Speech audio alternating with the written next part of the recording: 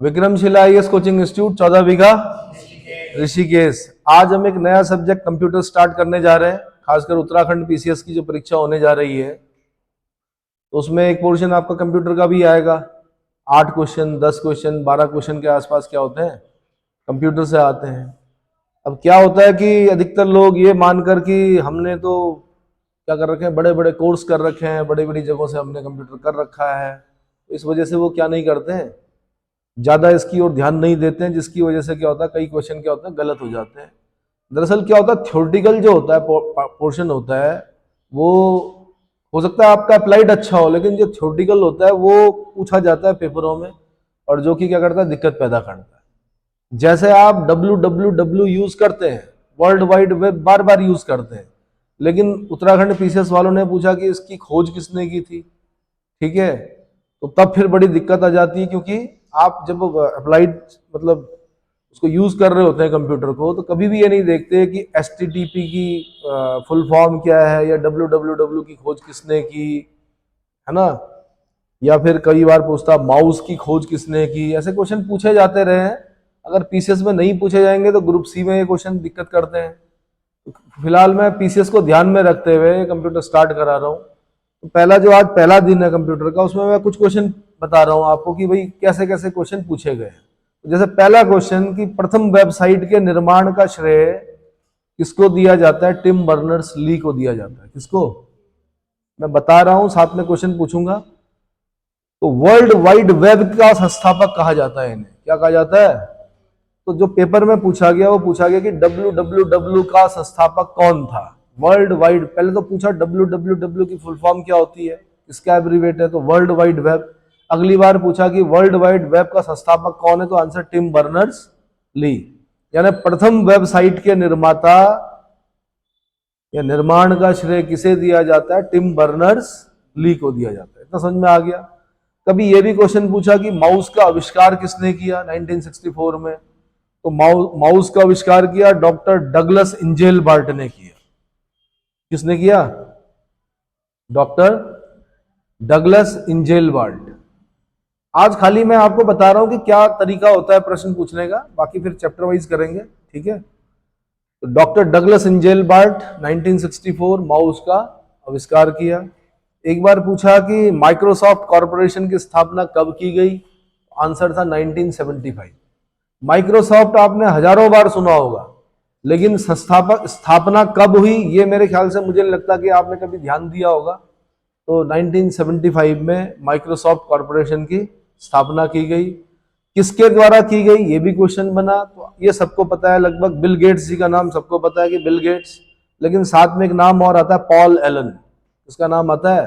तो Bill Gates के साथ साथ आपने पॉल एलन का भी नाम याद करना है। 1975 माइक्रोसॉफ्ट कॉरपोरेशन की स्थापना। एक बार क्वेश्चन पूछा कि द रोड अहेड नामक पुस्तक के लेखक कौन है, तो बिल गेट्स है। कौन है, रोड अहेड नामक पुस्तक के लेखक कौन है, बिल गेट्स है। एक बार क्वेश्चन पूछा कि जो bill and Melinda Gates foundation है, वो उनका जो क्षेत्र है, कार्य क्षेत्र, वो क्या है, तो आंसर सामाजिक कार्य। क्या है, सोशल वर्क करते हैं bill and Melinda Gates foundation. तो भगवान की दया से बहुत कुछ मिला इन्हें, बिल गेट्स को, बहुत धनाढ्य व्यक्ति है। एक पोर्शन क्या करते हैं वो सामाजिक कार्यों के लिए। जो मेलिंडा गेट्स है उनकी वाइफ का नाम है, इसका बिल गेट्स की वाइफ का नाम क्या है, मेलिंडा गेट्स। तो bill and Melinda Gates foundation जो है वो सामाजिक कार्यों में कार्य करती है। एक बार पूछा कि एक जो फ्री ईमेल सेवा है हॉटमेल, उसको जो जन्म दिया वो किसने दिया, जन्म दिया मतलब उसको कौन लेके आया। फ्री ईमेल सेवा हॉटमेल को इंट्रोड्यूस करने वाले व्यक्ति कौन थे, तो भारतीय थे, ये बड़ी बात है, सबीर भाटिया। कौन, सबीर भाटिया। यहां से क्वेश्चन बना। एक बार बना कि जो एटीएम है, एटीएम, पहले तो बच्चे ये जानते थे कि एटीएम मतलब all time money. All time money नहीं होता है, ऑटोमेटिक टेलर मशीन होता है। एटीएम की फुल फॉर्म क्या होती है, ऑटोमेटिक टेलर मशीन। उसने पूछा ये किसका उदाहरण है, एटीएम किस सिद्धांत पर कार्य करता है, तो वाइड एरिया नेटवर्क पर काम करता है। किस पर करता है, वैन पर काम करता है। किस पर, वाइड एरिया नेटवर्क। अब क्या होता है वो डिटेल में पढ़ेंगे हम आगे चल के, आज तो खाली इंट्रोडक्शन दे रहा हूं मैं कि किस किस तरह के क्वेश्चन बनते हैं। वाइड एरिया नेटवर्क, ठीक है, automatic teller machine, wide area network, ये समझ में आ गया। एक क्वेश्चन बना ऑप्टिकल माउस में माउस पैड की जरूरत नहीं पड़ती।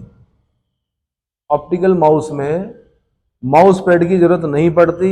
आंसर था क्योंकि इसमें कोई घूमने वाला भाग नहीं होता है ना। पहले बॉल होता था, उसको घुमाना पड़ता था, इसलिए पैड की जरूरत होती थी। अब क्योंकि ऑप्टिकल माउस है तो उसमें लाइट पड़ती है, उसके लिए सतह मतलब किसी पैड की जरूरत नहीं है, किसी भी सतह पर क्या कर लेता है वो कार्य कर लेता है, ठीक है। एक बार पूछा कि वेब ब्राउजिंग के दौरान, जब वेब ब्राउजिंग कर रहे होते हैं आप, तो उस समय अपने आप ही कुछ विज्ञापन खुल जाते हैं, अपने आप ही कुछ विज्ञापन जो कि आप नहीं चाहते कि ये विज्ञापन आए, फिर भी आ जाते हैं वेब ब्राउजिंग के दौरान। तो इसको क्या कहा जाता है? तो इसको पॉपअप कहा जाता है। क्या कहा जाता है? इतना ही आंसर देना था आपने। क्या कहते हैं इसको? पॉपअप। लास्ट में मुझे बताना कि जितने मैंने क्वेश्चन बताए उनमें से आपको कितने आते थे, ठीक है, गिनते रहना। जो मैं क्वेश्चन पूछ रहा हूं, क्या सबीर भाटिया आता था? आता था? हॉटमेल नहीं आता था, जबकि आप कंप्यूटर के मास्टर हैं, है ना। क्या आपको ये आता था, टिम बर्नर्स ली? ये आता था, ठीक है। क्या डगलस इंजेलबार्ट आता था, माउस का आविष्कार? नहीं आता था। आता था? नहीं आता था, है ना। ऐसे ही पूछ रहा हूं मैं कि वेब ब्राउजिंग के दौरान स्वयं खुलने वाला विज्ञापन का जो विंडो होता है उसको क्या बोलते हैं? आंसर पॉपअप बोलते हैं। एक बार क्वेश्चन पूछा बीटा रिलीज क्या है? बीटा रिलीज क्या है? क्या उसको एक्सप्लेन कर पाएंगे?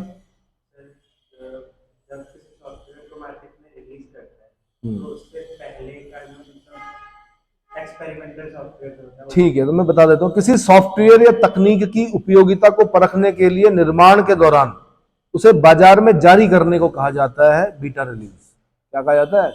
बाजार में जारी करने को बीटा रिलीज कहा जाता है। किसी सॉफ्टवेयर या किसी टेक्नोलॉजी या तकनीक की उपयोगिता को परखने के लिए निर्माण के दौरान, किस समय? निर्माण के दौरान बाजार में जारी करने को कहा जाता है बीटा रिलीज। तो समझ में आ गया। ऐसे ही पूछा एक बार कि जो कीबोर्ड है, भाई टाइपिंग करते होंगे, स्पीड 4000 की पंचिंग, 8000 की पंचिंग, है ना, करते हो। तो क्वेश्चन पूछा एक बार, कीबोर्ड की संरचना का निर्माण का श्रेय किसे दिया जाता है? नहीं पता होता। तो मैंने कहा ये क्वेश्चन आपको क्या करते हैं, दिक्कत करते हैं, ये डुबा देते हैं पेपर को। हम लोग ये सोच के जाते हैं कि भाई बचपन से पढ़ रहे हैं, मेरे ख्याल से 9th 10th, कब से कंप्यूटर, कब से आपके पास? 6 से है। अब तो 6 से है। हमारे समय में तो जूते उतार के जाते थे उस कमरे में, ठीक है। और कीबोर्ड पर जल्दी से हाथ लगाने भी नहीं देते थे, बोलते थे क्या इन्फेक्टेड हो जाएगा भाई, क्या हो जाएगा। एसी लगा होता था पूरे स्कूल में, उस इसके लिए, कंप्यूटर के लिए। तो चलो, कीबोर्ड की संरचना का निर्माण का श्रेय किसे दिया जाता है? भाई क्रिस्टोफर लॉथम सोल्स को दिया जाता है। किसको दिया जाता है? क्रिस्टोफर लॉथम सोल्स को दिया जाता है, ठीक है। उसके बाद डिजिटल कॉम्पैक्ट डिस्क, डीसीडी, ये पुरानी चीजें हो गई वैसे, लेकिन फिर भी कभी कभी क्वेश्चन पूछ लेता है, ग्रुप सी में तो आज भी पूछता है। 1965 में इसका आविष्कार किसने किया था? तो जेम्स रसेल ने किया था। किसने किया था? जेम्स रसेल ने किया था। फिर पूछा एक बार कि इंटेल नामक कंपनी की स्थापना किसने की? इंटेल सुना है आपने? इंटेल, ऐड भी आते हैं उसके। इंटेल नामक कंपनी की स्थापना किसने की? तो बॉब नुई और गॉर्डन मुरे। बॉब नुई और गॉर्डन मुरे ने की, ठीक है। एक बार पूछा कि जो पहला मोबाइल फोन था वो उसका आविष्कार किसने किया था? सभी मोबाइल यूज कर रहे हैं, आईफोन वाले भी हैं कई, बड़े बड़े फोन। हाँ जी, अरे यार ग्राहम बेल ने तो टेलीफोन का आविष्कार किया था। मैं मोबाइल फोन का आविष्कारक पूछ रहा हूं। अब यार तुम ढूंढ के दोगे तो उसको इंटेलिजेंस नहीं बोलो, आपकी वो नहीं मानी जाएगी, नंबर नहीं मिलेंगे इसमें। आंसर मार्टिन कूपर ने की थी इसकी खोज। मोटोरोला कंपनी थी, जो पहला फोन आया था वो मोटोरोला का आया था। किसका? हेलो मोटो, आता है ऐड, मोटोरोला। तो पहला फोन जो लेके आए थे मार्केट में, वो कौन लेके आए थे? मोटोरोला के डॉक्टर मार्टिन कूपर। बहुत भारी फोन होता था, इतना भारी आप लोग सोच भी नहीं सकते, आप तो फ्री में कर रहे हो यूज सारा। लेकिन हम लोगों ने मेरे ख्याल से 18 रुपए आउट गोइंग और 8 रुपए इनकमिंग, नहीं इनकमिंग के ज्यादा पैसे थे, आउट गोइंग के उतने नहीं थे जितने इनकमिंग के थे। 18 रुपए इनकमिंग और 8 रुपए आउट गोइंग पर मिनट के हिसाब से क्या किया है, दिया है। सोच सकते हो आप लोग? नहीं सोच सकते। सोच सकते हो? और वही जमाना अच्छा था कि ज्यादा महंगा था, क्योंकि जब चीजें महंगी होती है ना भाई, वैसे तो मतलब दुरुपयोग ज्यादा कर रहे हैं ना बच्चे, इसलिए बोल रहा हूं मैं। महंगा था तो आंखें खराब नहीं हुई, फ्री है तो हर कोई क्या कर रहा है, क्या कर रहा है, उसका मिसयूज ही कर रहा है। कोई रील ही देख रहे हैं, रील ही बना रहे हैं, बाकी तो मुझे लग नहीं रहा कि कोई क्या उसका सदुपयोग कर रहा होगा। खासकर छोटे बच्चे तो नहीं कर रहे, कर रहे हैं। तो बॉब न्यूई, गार्डन मुरे याद रहेंगे भाई। इंटेल नामक कंपनी की स्थापना, ये याद रहेगा। मोबाइल फोन का आविष्कारक कौन? Doctor Martin Cooper, Motorola. ठीक है, अगला क्वेश्चन है मेरा,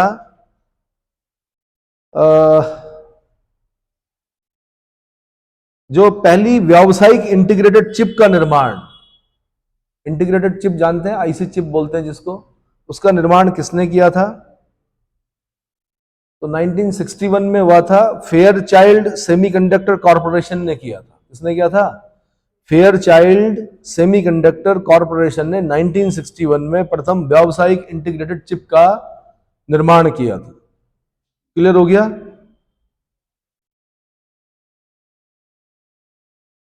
फिर एक बार बहुत पहले क्वेश्चन पूछा कि जब मॉनिटर का आकार बोलते हैं आप कि 42 इंची है, टीवी का मॉनिटर का कोई भी जो है, तो आप बोलते हैं कितने हैं जी, कितने कितने इंची होते हैं?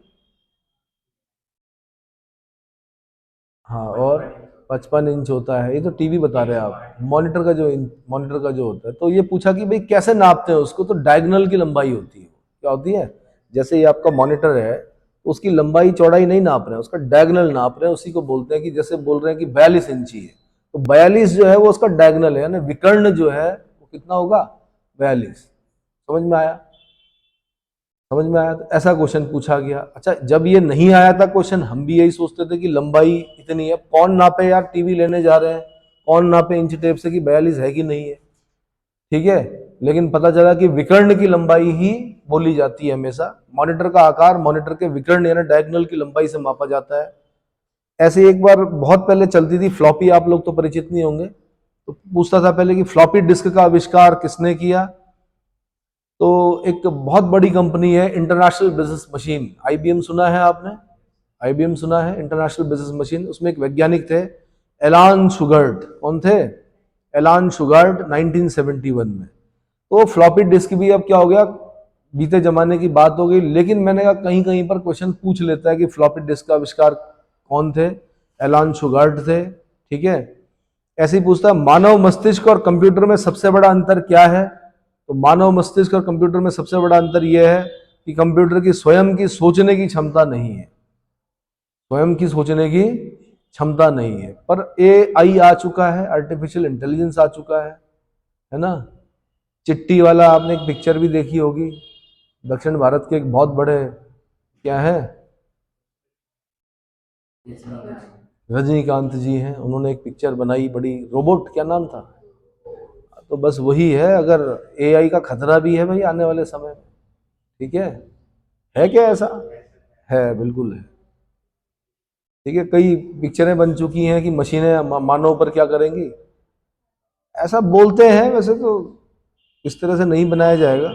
चलो, मानव मस्तिष्क और कंप्यूटर में सबसे बड़ा अंतर यह है कि कंप्यूटर की स्वयं की सोचने की क्षमता नहीं है, और मानव की स्वयं की सोचने की क्या है, क्षमता है। ठीक है,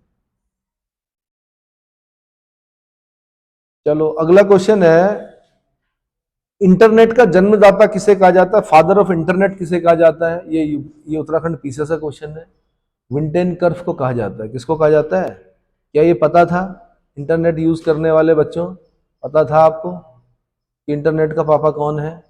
नहीं, नहीं पता था। तो इंटरनेट का जन्मदाता, फादर ऑफ इंटरनेट किसे कहा जाता है? विंटेन कर्फ को कहा जाता है। और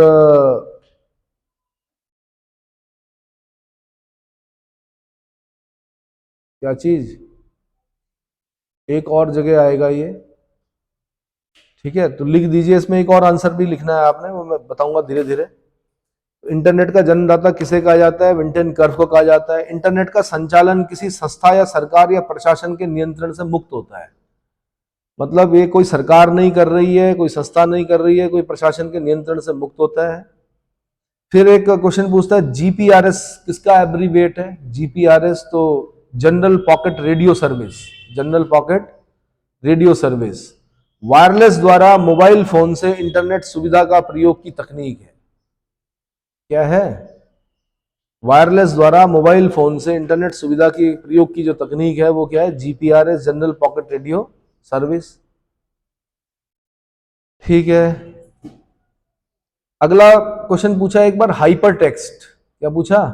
हाइपर टेक्स्ट एक व्यवस्था है जिसके तहत टेक्स्ट, रेखाचित्र और प्रोग्राम आदि को आपस में लिंक किया जा सकता है। इसका विकास किसने किया था हाइपर टेक्स्ट का? कुछ पता है? टेड नेल्सन ने किया था। किसने किया था? Ted Nelson. टेड नेल्सन ने किया था। इसके नोट्स दे दूंगा मैं आपको, ठीक है? टेड नेल्सन ने किया था 1960 में। फिर अगला है इकॉन, सुना होगा आपने, ICANN। 1998 में गठित एक अंतरराष्ट्रीय संगठन, सुना है? ECANN का नाम सुना है? Internet corporation for assigned names and numbers. Internet corporation for assign names and numbers internet पर प्रत्येक कंप्यूटर के लिए एक विशेष पता देने के उद्देश्य से 1998 में गठित एक अंतरराष्ट्रीय संगठन है। इसके बारे में नहीं पता? ठीक है, इंटरनेट पर प्रत्येक कंप्यूटर के लिए एक विशेष एड्रेस, पता मतलब एड्रेस, देने के उद्देश्य से 1998 में गठित एक अंतरराष्ट्रीय संगठन है, क्या? इकॉन, जिसको बोलते हैं internet corporation for assign names and numbers. Clear हो गया? ठीक है। एक्स्ट्रानेट सुना है आपने? Extranet, EXTRANET। एक्स्ट्रानेट, एक्स्ट्रानेट एक व्यक्तिगत नेटवर्क है जो व्यवसाय के लिए इंटरनेट तकनीक और सार्वजनिक संचार व्यवस्था का प्रयोग करता है। इसके बारे में सुना है? सुना ही सुना है, ठीक है। एक्स्ट्रानेट एक व्यक्तिगत नेटवर्क है। कई बार तो इतना ही पूछता है क्या है एक्स्ट्रानेट, आंसर एक व्यक्तिगत नेटवर्क है। ये मेंस में भी लिखने के लिए आता है कई बार। एक व्यक्तिगत नेटवर्क है जो व्यवसाय के लिए इंटरनेट तकनीक और सार्वजनिक संचार व्यवस्था, पब्लिक संचार बोलते कम्युनिकेशन, है ना, व्यवस्था का प्रयोग करता है। ठीक है जी। अब अगला क्वेश्चन बड़ा इंपॉर्टेंट है, आर्टिफिशियल इंटेलिजेंस, कृत्रिम बुद्धिमत्ता के बारे में आपने सुना होगा। तो सबसे पहले कृत्रिम बुद्धिमत्ता का जो विचारधारा रखी वो किसने रखी? आर्टिफिशियल इंटेलिजेंस की जो विचारधारा सबसे पहले रखी वो किसने रखी? सुने हो? नहीं सुने? Alan Turing. किसने रखी है? ब्रिटेन के थे एलन ट्यूरिंग। उन्होंने सबसे पहले कृत्रिम बुद्धिमत्ता की विचारधारा रखी, लेकिन बहुत ज्यादा नहीं कर पाए वो। फिर जॉन मैकार्थी आए, जॉन मैकार्थी, उनको फादर ऑफ आर्टिफिशियल इंटेलिजेंस कहा जाता है। किनको? जॉन मैकार्थी को फादर ऑफ आर्टिफिशियल इंटेलिजेंस कहा जाता है, यानी कृत्रिम बुद्धिमत्ता का जनक कहा जाता है। क्या कहा जाता है? कृत्रिम बुद्धिमत्ता का जनक किन्हें कहा जाता है? Answer John McCarthy. लेकिन मैंने कहा सर्वप्रथम विचारधारा आर्टिफिशियल इंटेलिजेंस की किसने रखी थी? Answer Alan Turing. Very important है। अगर मैं क्वेश्चन बनाता यहां से बनाता।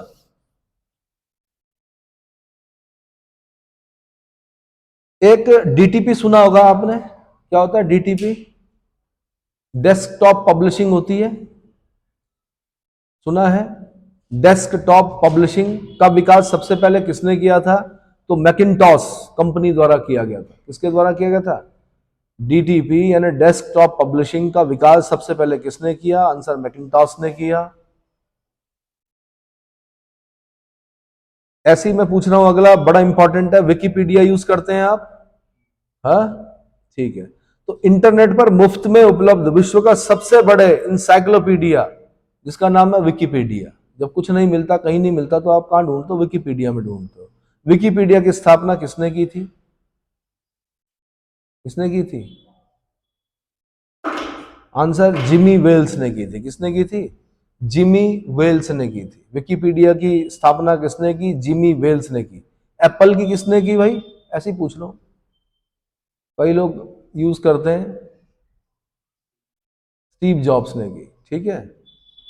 ठीक है, पेटीएम, 1000 बार सुनते होंगे आप, पेटीएम करो, सुनते हो।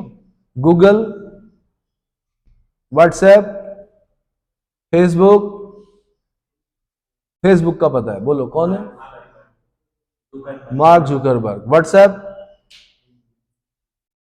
भाई व्हाट्सएप वो दो बालक गए थे ना, जुकरबर्ग के पास गए थे, किसके पास गए थे जॉब मांगने, उन्होंने कहा नहीं है, उन्होंने कहा अपना व्हाट्सएप बनाया, एक दिन बाध्य कर दिया व्हाट्सएप खरीदने के लिए, किसको, फेसबुक को।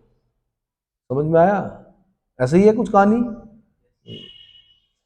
तो जिमी वेल्स ने की भाई विकिपीडिया की स्थापना। ऐसे ही इंफोसिस टेक्नोलॉजी के बारे में सुना है आपने, इंफोसिस, अरे भाई अपने देश का है इंफोसिस। नारायण मूर्ति, एन नारायण मूर्ति, 1981 बेंगलुरु स्थित इंफोसिस टेक्नोलॉजी, एन नारायण मूर्ति 1981। ब्रिटेन के प्रधानमंत्री कौन है वर्तमान में, ऋषि शौनक जी हैं। उनकी पत्नी का नाम क्या है,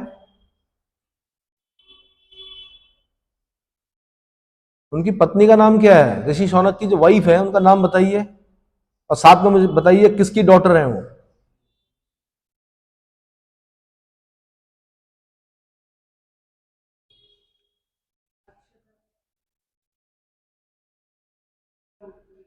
अक्षता मूर्ति है उनका नाम, है ना, किसकी डॉटर है, हाँ जी, नारायण मूर्ति जी की डॉटर है। यानी नारायण मूर्ति जो है, एन नारायण मूर्ति, वो ससुर जी हैं किसके, ब्रिटेन के प्रधानमंत्री ऋषि शौनक के। नहीं पता था, कभी नारायण मूर्ति जी की वाइफ को सुनना, वो बताएंगी उनका स्ट्रगल, किनका, नारायण मूर्ति जी का। पैसे नहीं थे, ज्ञान था बस, क्या था, ज्ञान था। थोड़े बहुत पैसे जो थे वहां से शुरू किया क्या उन्होंने, इन्फोसिस, और एक दिन इतनी ऊंचाइयों तक लेकर गए इन्फोसिस को कि बस क्या बताएं। ठीक है, अच्छा जी, वीडियो गेम तो खेलते ही होंगे। कौन था वो व्यक्ति जिसने वीडियो गेम शुरू किया आपके लिए, बर्बाद कर दिया आपका बहुत सारा समय बचपन का। जहां आपने अपने हाथ पैर चलाने थे, आपने क्या किया, वीडियो गेम पे ही बर्बाद कर दिया अपना दिमाग। और क्या, कई तो बचपन में, मतलब कई तो नींद में भी क्या करते हैं, गोलियां ही चला रहे होते हैं या कार चला रहे होते हैं, इतना वीडियो गेम खेला बच्चों ने। कौन थे वो, विलियम हिगिन बॉथम, क्या नाम था इनका। 1958 में लेके आ गए थे भाई कंप्यूटर में पहला video game, William Higgin Botham. तो वहां उस देश के लोग तब से खेल रहे हैं बच्चे, वो पुख्त हो चुके हैं उस चीज से। अब वो, उनके लिए सरकार ने ग्राउंड्स बना रखे हैं, प्ले ग्राउंड्स बना रखे हैं, है ना। हम लोग सब चीजों की मांग कर रहे हैं, नौकरी मांग रहे हैं, ये मांग रहे, वो मांग रहे, प्ले ग्राउंड्स कोई नहीं मांग रहा है। कोई अपनी सरकार से मांग रहा है प्ले ग्राउंड्स, या इंडोर स्टेडियम मांग रहे हो, नहीं मांग रहे हो। अरे भैया ये जरूरी है, आने वाले समय में आपके बच्चों के खेलने के लिए कोई जगह नहीं रहेगी, तब क्या करोगे। नहीं आया समझ में, जो बच्चे खेलते नहीं है बचपन में, उनकी युवावस्था वृद्धावस्था बहुत अच्छी नहीं रहती है। जो बच्चा जितना खेलेगा वो उतना स्वस्थ रहेगा आगे चलकर। बंदर और बच्चा एक जगह पर नहीं बैठा हुआ होना चाहिए, समझ लो अब नॉर्मल है। अगर बंदर और बच्चा क्या है, एक ही जगह पर बैठकर 12-12 घंटे क्या कर रहा है, वीडियो गेम खेल रहा है, तो खुश होने की आवश्यकता नहीं है, अब नॉर्मल हो चुका है बच्चा। ठीक है, तो विलियम हिगिन बॉथम का नाम याद रहेगा, प्रथम वीडियो गेम का निर्माण करता। ठीक है, एक मैं माया 2 के बारे में पूछूंगा आपसे, क्या है ये माया, माया 2 क्या है। तो माया 2 एक डीएनए कंप्यूटर है। क्या है, डीएनए। ऐसा क्वेश्चन पूछा कि माया 2 क्या है, आंसर एक डीएनए कंप्यूटर है। डीएनए कंप्यूटर क्या होता है, पहली बार सुना है। डीएनए तो सुना होगा आपने, डिऑक्सी राइबोस न्यूक्लिक एसिड, सुना होगा। तो डीएनए कंप्यूटर के बारे में भी पढ़ेंगे हम आगे चलकर कक्षाओं में, ठीक है, अगली जो क्लासेस होंगी। तो इसमें सिलिकॉन चिप की जगह डीएनए धागे का प्रयोग किया जाता है। जो डीएनए कंप्यूटर होता है उसमें सिलिकॉन चिप यूज नहीं करते हैं, उसमें क्या करते हैं, डीएनए धागे का प्रयोग करते हैं। अब डीएनए धागा क्या होता है दिखा सकता नहीं, लेकिन आगे कहीं किसी जब टॉपिक आएगा तो वहां पे बताऊंगा मैं आपको, ठीक है। सिलिकॉन तो आप जानते हैं, सिलिकॉन से कई क्वेश्चन बनते हैं कि silicon valley of the world, तब हम बोलते हैं क्या, San Francisco, city of golden gate. जब सैन फ्रांसिस्को नहीं होता तब क्या होता है ऑप्शन में, तब प्रांत का नाम होता है वहां, कैलिफोर्निया प्रांत। फिर भारत का पूछेगा अगर, तो तब आपने बोलना बेंगलुरु। पानी खत्म हो गया जमीन से बेंगलुरु से, है ना, सारे जितने सॉफ्टवेयर हार्डवेयर इंजीनियर कहाँ, बेंगलुरु। भाई जब जाएंगे तो फिर क्या होगा, क्या होगा, बर्डन पड़ेगा सिटी पर, पानी चाहिए होगा, ग्राउंड वाटर से खींचेंगे, तो बताया जा रहा है कि वहां पर पानी की दिक्कत हो गई है। चलो जी आगे, आधुनिक कंप्यूटर विज्ञान का जनक किसे कहा जाता है? वैसे कंप्यूटर का जनक किसे कहा जाता है? चार्ल्स बेबेज को। लेकिन अगर बोल दिया आधुनिक कंप्यूटर विज्ञान का जनक किसे कहा जाता है, तब क्या बोलोगे? ठीक है, father of computer Charles Babbage है, लेकिन आधुनिक कंप्यूटर विज्ञान के पापा कौन है? तो एलन ट्यूरिंग है। कौन है? एलन ट्यूरिंग है। समझ में आया? नहीं आया? आ जाएगा। अच्छा, एक माया सुना होगा आपने, 3 डायमेंशनल सॉफ्टवेयर के बारे में सुना होगा। माया एक 3 डायमेंशनल सॉफ्टवेयर है जिसका प्रयोग चलचित्रों यानी सिनेमा, चलचित्र मतलब सिनेमा और वीडियो गेम में विशेष प्रभाव डालने के लिए किया जाता है। तो माया क्या है? एक माया कल्चर तो हमने मैक्सिको में पढ़ा भाई, क्या पढ़ा? वो अलग है, माया कैलेंडर जिसमें लिखा हुआ था कि सन 2000 में दुनिया क्या हो जाएगी। मैं उसकी बात नहीं कर रहा हूं, मैं कर रहा हूं माया क्या है। ऐसे ही क्वेश्चन पूछा गया तो आंसर था कि एक शक्तिशाली 3 डायमेंशनल सॉफ्टवेयर है जिसका प्रयोग पिक्चर्स यानी चलचित्रों और वीडियो गेम में विशेष प्रभाव डालने के लिए किया जाता है। ठीक है जी। एक प्रोसेसर सुना होगा आपने, प्रोसेसर पेंटियम, क्या सुना? बल्कि एक बार तो यही क्वेश्चन बना, पेंटियम है क्या, तो आंसर प्रोसेसर का नाम है। किसका नाम है? अब पेंटियम जो प्रोसेसर है उसका पापा कौन है, मतलब उनको बनाने वाले कौन है पेंटियम प्रोसेसर को? कौन है? विनोद धाम है। कौन है? भारतीय है, इसलिए क्वेश्चन बना। कौन है? विनोद धाम को पेंटियम प्रोसेसर का पिता कहा जाता है, फादर ऑफ पेंटियम प्रोसेसर। ठीक है। अच्छा, गूगल जो सर्च इंजन है उसका प्रारंभ कब हुआ? गूगल सर्च इंजन जानते हो, यूज करते हो आप, गूगल पे ढूंढते हो सब कुछ। एप्पल वाले तो किसी और पे ढूंढते हैं, किस पे ढूंढते हैं भाई? आईफोन वाले वो भी ढूंढते हैं गूगल, सफारी ब्राउजर पे ढूंढते हैं। और अधिकतर लोग बाकी, अच्छा गूगल पे ही है वो भी, सफारी भी। ब्राउजर जो है वो है सफारी, और इनका जो है क्रोम, क्रोम पर ढूंढते हैं। ठीक है, तो मुझे ये बताना आपने, इंटरनेट जो सर्च इंजन गूगल है उसका प्रारंभ कब हुआ? 1998 में हुआ। किसने किया? लैरी पेज और सर्गे ब्रिन ने किया। किसने किया? लैरी पेज और सर्गे ब्रिन ने किया, 1998 में किया सर्च इंजन गूगल का प्रारंभ। इतना समझ में आ गया? ठीक है, अगला क्वेश्चन है मेरा। एक ड्राम सुना होगा आपने, ड्रैम है भाई, DRAM, डी रैम। ठीक है, डायनेमिक रैम बोलते हैं इसको। क्या बोलते हैं? Dynamic RAM. डायनेमिक रैम का विकास किसने किया 1966 में? तो आपने बोलना रॉबर्ट डेनार्ड ने किया। किसने किया? रॉबर्ट डेनार्ड ने किया। ये ऐसे क्वेश्चन होते हैं, ये होते एक आदि हैं, आएंगे बीच में कहीं पर डाल देगा वो, इसलिए डालेगा ताकि इसको आप ना कर सके, ताकि आप 100% तो ला ही ना सके।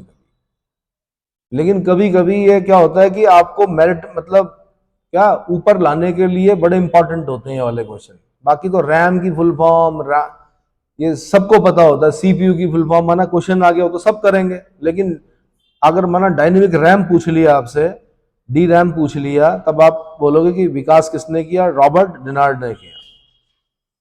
ठीक है, डिजिटल कॉम्पैक्ट डिस्क का आविष्कार किसने किया था? कॉम्पैक्ट डिस्क मैंने कहा बीते जमाने की बात हो गई, लेकिन फिर भी डिजिटल कॉम्पैक्ट डिस्क का आविष्कार किसने किया था? जेम्स रसेल ने किया था, 1965 में किया था। सर्च इंजन yahoo.com की स्थापना किसने की थी? सर्च इंजन yahoo.com, याहू चलता है अभी, यूज करते हैं लोग, बहुत कम यूज करते हैं। जेरी यंग ने की थी ये स्थापना। किसने? याहू की जो की थी .com की स्थापना जेरी यंग ने की थी और डेविड फिलो ने की थी मिलकर। जेरी यंग के साथ कौन थे? डेविड फिलो। भारत की सबसे बड़ी सॉफ्टवेयर कंपनी कौन सी है? भारत की सबसे बड़ी सॉफ्टवेयर कंपनी कौन सी है? टीसीएस है, Tata consultancy services. Tata consultancy services सबसे बड़ी जो सॉफ्टवेयर कंपनी है भारत की, वो कौन सी है? टीसीएस। टीसीएस में जॉब लग गई तो ये समझ लेना सरकारी नौकरी करने की जरूरत नहीं है ना। सारी सुविधाएं हैं, इंश्योरेंस है, मदर फादर पूरी फैमिली का इंश्योरेंस होता है, अच्छी सैलरी है, वर्क बर्डन बहुत ज़्यादा नहीं है, वर्क कल्चर बहुत अच्छा है। ऐसा नहीं है कि आपसे क्या मानवोचित दशाओं में ही काम कराया जाता है, जिम है, सब चीज़ें हैं, मतलब सारी फैसिलिटीज है। ठीक है। अगला पहला ग्राफिक यूजर जो इंटरफेस है, ग्राफिक यूजर इंटरफेस, पहला graphic user interface GUI application software कौन सा था?